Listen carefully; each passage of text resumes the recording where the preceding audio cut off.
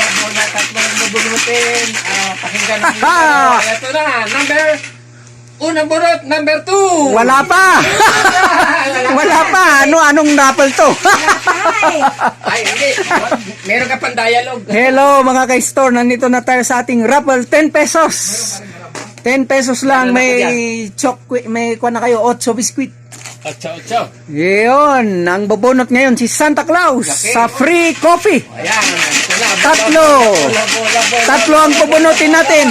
Round 166. Ito na, nabola. Ang numero 1 lumabas na number 3. Number 3. Si Madam Mirina. Okay. Tatlo lang bubunutin. Oo. Pangalawa, ito na. Kakaalis ni Madam.